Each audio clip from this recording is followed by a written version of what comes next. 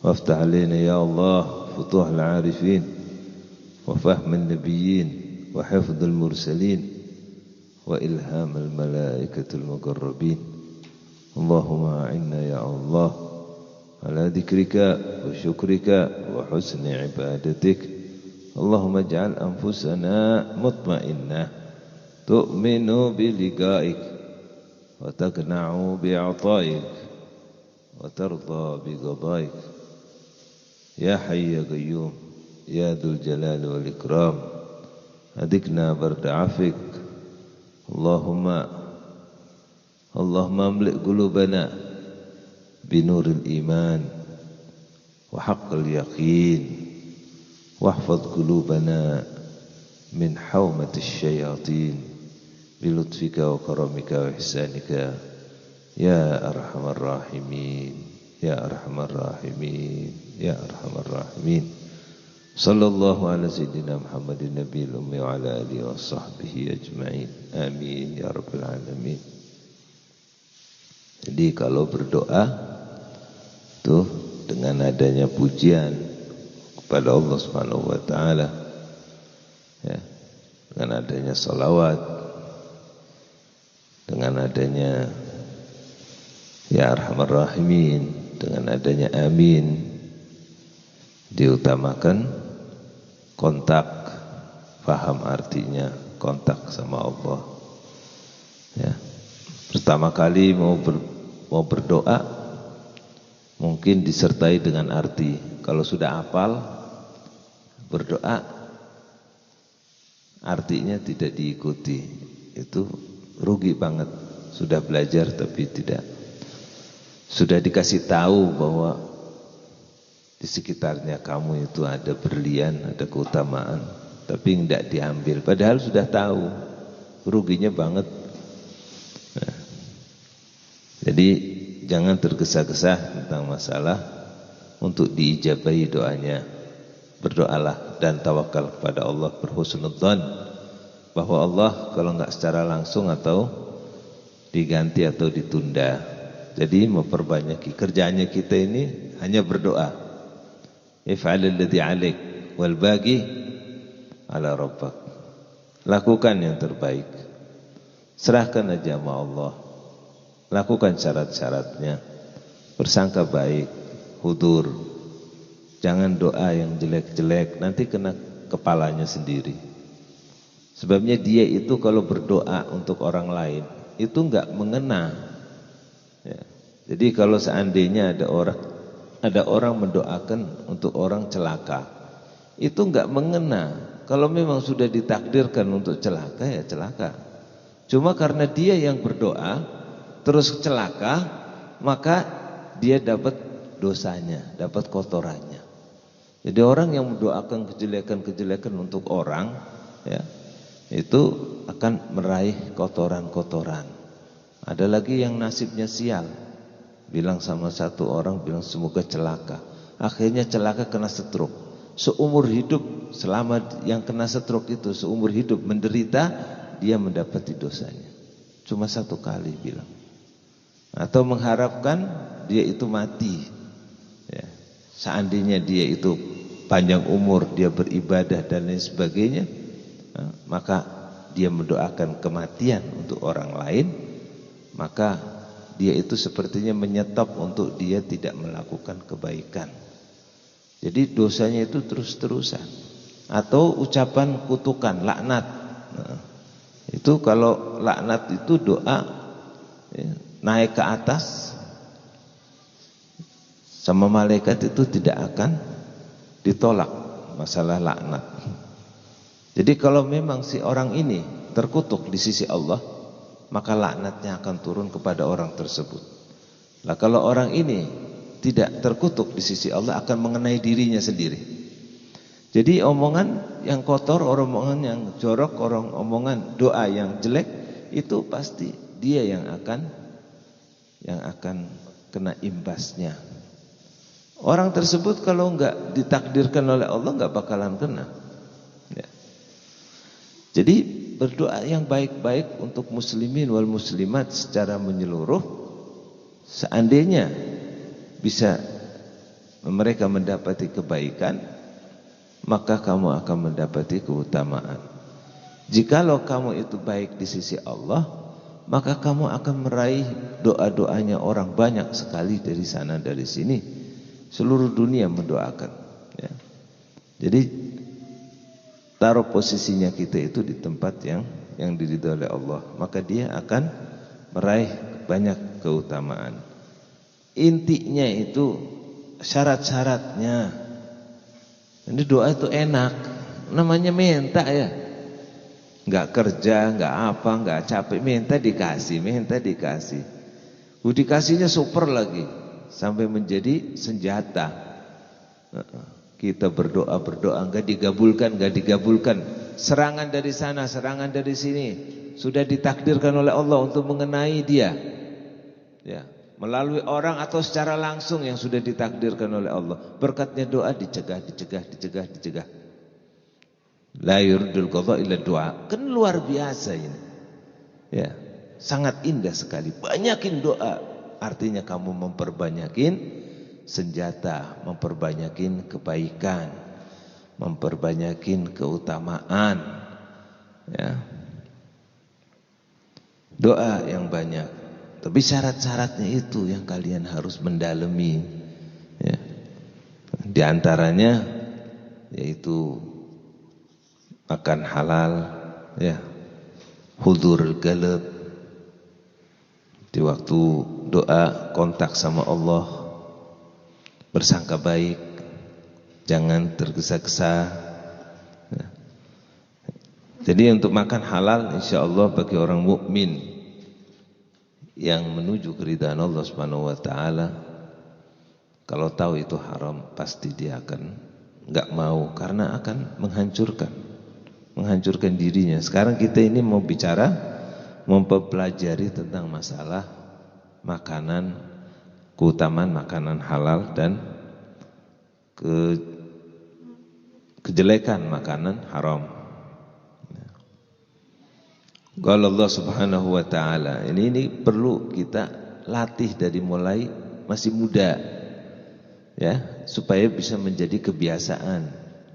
Kebiasaannya itu dia tidak makan haram, dia beramanat, dia tidak bohong, dia jujur, dia tidak hasud, maka di saat dia itu menikah, berumah tangga, itu mudah sekali untuk meneruskan, walaupun rintangannya itu akan tambah, akan tetapi sangat manfaat. Pelajarannya sangat manfaat. Kenapa manfaatnya? Karena ditulis di batu, jadi nggak akan hilang. Kapan dia ingin kembali kepada jalur yang benar, yang dia dulu pernah pelajari sebelum nikah, itu mudah. Masih teringat, masih hafal, masih tahu, ya. Apalagi dia mengamalkan terus dan mengajar. Wah, ini lebih lagi. Karena mengajar itu mendalami tulisan atau coretan yang di batu itu tambah dalam. Kalau dia, karena Allah berjanji untuk orang yang memberi ilmu kepada yang lain, Allah akan menambah ilmunya, mengokohkan ilmunya, ya, kalau memberikan kepada yang lain. Jadi bisa dikatakan orang yang semacam itu adalah orang-orang yang telah diberi oleh Allah Subhanahu wa taala keutamaan di dalam dunia dan akan diberi keutamaan di akhirat. Semoga aja langgeng, semoga aja tidak hilang di jalanan. Semoga aja tidak sombong, tidak riya, tidak ujub. Nah, kalau itu semua keluar akan hilang semua. Ya. Jadi harus selalu takut kehilangan, karena ini anugerah dari Allah Subhanahu wa taala. Takut hilang. Ya, yang tadinya bertakwa sudah hilang takwanya, yang tadinya melakukan ibadah, salat, qiyamul lail ditinggalkan, yang tadinya zikir, sholawat mulai ngoceh-ngoceh, bicara tentang duniawi. Yang tadinya hatinya selalu bersama Allah, selalu zikir, selalu tafakur, malah hatinya itu ada hasudnya, ada su'udunnya, ada keburukan-burukan. Padahal dulunya sudah baik, karena enggak merasa takut, hilang. Jadi ketakutan itu adalah benteng untuk supaya tidak hilang. Jadi kalau kamu itu punya rumah, pintunya 3 dikunci semua, itu lebih terjamin daripada dibuka semua atau yang dikunci 1. Jadi tambah takut, tambah waspada, ya. Bukan ketakutan, tapi takut dia itu kehilangan, maka dia memaksimalkan. Tidak mau kumpul sama orang-orang yang jelek, takut untuk menular, ya. Tidak mau dia itu mainan HP, takut ke bawah. Tidak mau dia itu keluar-keluar rumah, khususan perempuan, ya. Takut nanti maksiat. Jadi dengan adanya takut, dia itu akan bisa menyegah dan menjaga yang dia telah dapetin. Dan selalu berdoa, semoga ya Allah langgengkan Gusti, langgengkan, diterima, langgengkan, diterima, langgengkan. Sampai kapan? Sampai aku ketemu denganmu dan engkau radhi padaku, ya. Jadi man khafa salima, ya. Orang yang takut akan selamat, karena dia akan kabur, akan menyelamatkan diri.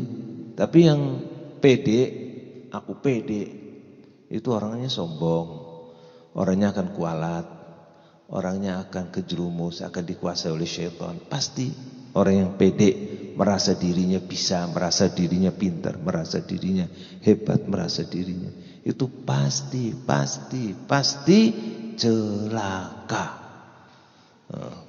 Karena kalau kita takut selalu zikrullah, selalu berdoa. Kalau kita takut selalu kita melakukan pencegahan.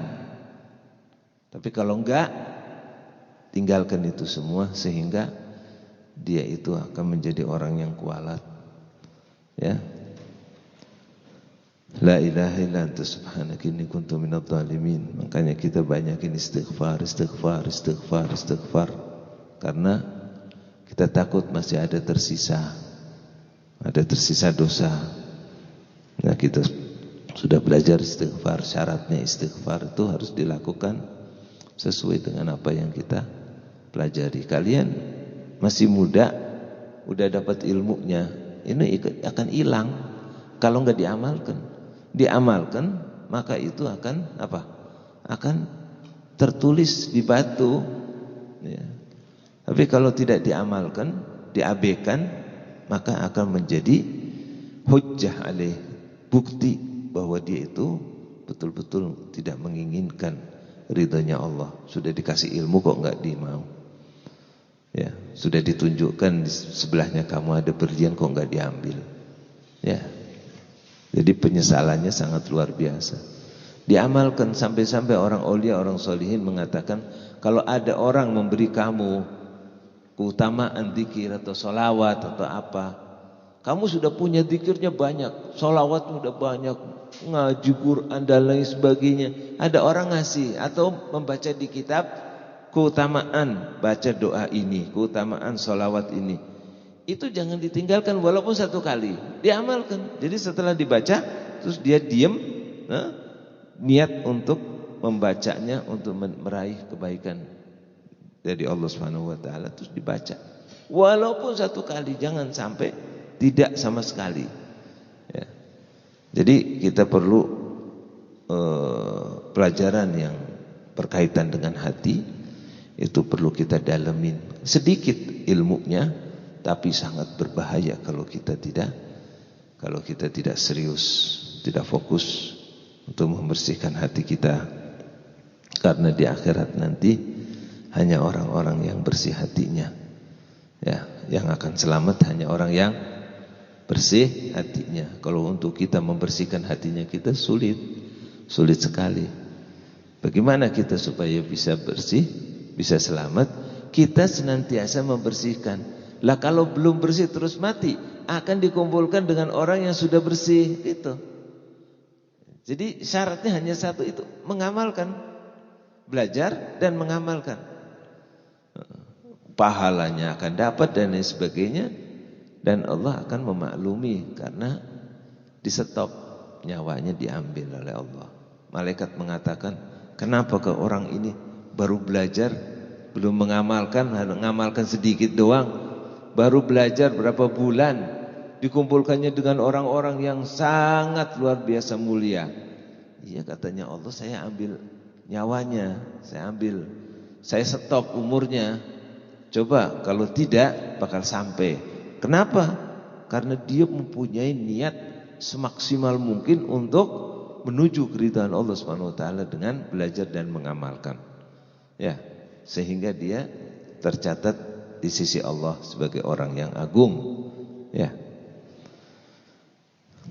Jadi makanan yang halal itu sangat mempunyai keutamaan. Qala Allah Subhanahu wa taala, ya ayyuhar rusul kulu minat thayyibat wa'malu salihan.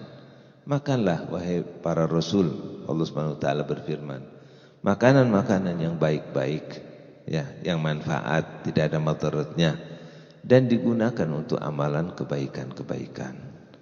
Ini di dalam tafsir di Ibn Katsir mengatakan, fadalla hadhihi al-ayah ala anna al-halal aunun 'ala al-amal as-salih. Jadi makan halal itu akan memudahkan untuk dia melakukan kebaikan-kebaikan. Wa qala al-Imam Abu Talib al-Makki, amara Allah Ta'ala bi akli al-halal qabla al-amal as-salih. Allah Subhanahu Imam Abu Talib al-Makki mengatakan dalam tafsir ini bahwa Allah Subhanahu wa taala memerintahkan kita untuk memakan halal sebelum kita mengamalkan amal kebaikan. Kulu minat thayyibat, makan yang halal, yang baik, yang bersih. Wa'malu salihan, setelah itu baru mengamalkan kebaikan. Jadi dasarnya amalan kebaikan itu adalah makanan yang halal. Qala ba'dul ulama zakatul a'mal bi'akl al-halal. Kullama kanat ta'mah hal kana al-amal azka wa anfa'. Jadi amalan kebaikan itu dasarnya dari makanan yang halal. Makanan halal itu ada darajat. Yang paling halal-halalnya halal itu adalah itu dari tani, ya, yang keluar keringatnya itu dari tani. Terus yang paling halal itu angon ngembala, ya, capeknya kan luar biasa di situ. Terus dapat warisan itu halal karena dosanya ditanggung sama orang tuanya, ya. Jadi makanan tambah halal, maka dia akan tambah mudah untuk menuju keridhaan Allah. Ada yang halal tapi ada syubhahnya, ya, agak berat, ya. Jadi tambah bersih, tambah mulus. Nah, kaidahnya seperti itu. Tambah bersih makanannya, tambah mulus untuk menujuknya, mudah untuk kontak, mudah untuk menangis, mudah untuk meneruskan mendapati kelezatan di saat munajah kepada Allah Subhanahu wa taala. Qala Rasulullah sallallahu alaihi wasallam, man akala halal 40 yawman nawwara Allah qalbah.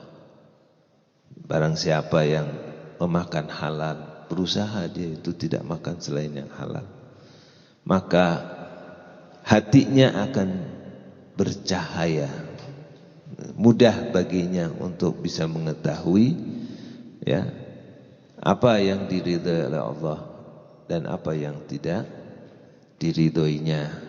Nawwarallah, seperti di kamar dinyalain lampunya, jelas terang, ada apa saja di situ.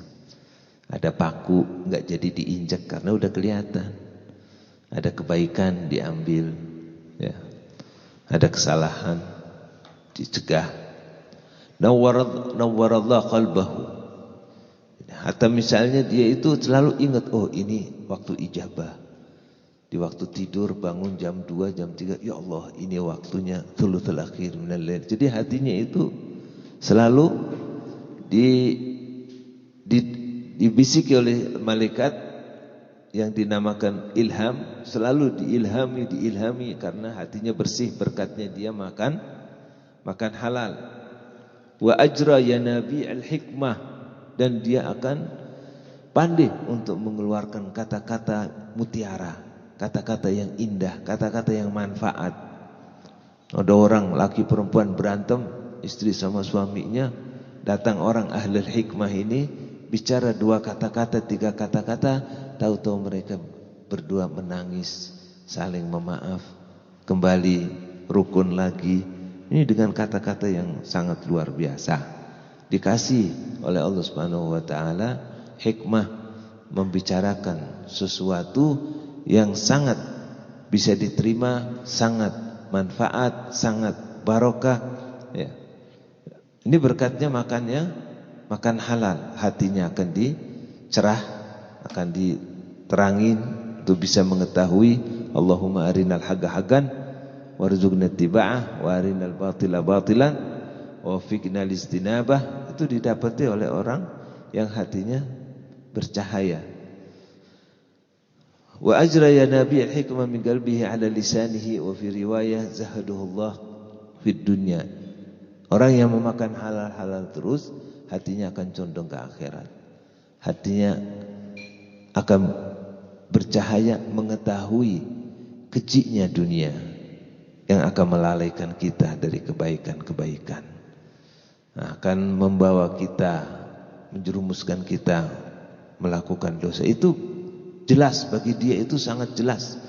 Dan jelas juga tentang masalah keutamaan-keutamaan di akhirat nanti. Ini berkatnya dia memakan halal. Jadi bagi anak atau istri itu berusaha untuk mendoakan orang tuanya atau suaminya untuk senantiasa mendapati makanan yang halal. Kalau enggak, ya, maka bareng-bareng satu keluarga mempunyai sifat-sifat syaitaniyah, sifatnya kayak setan, hasud-hasud dan dengki.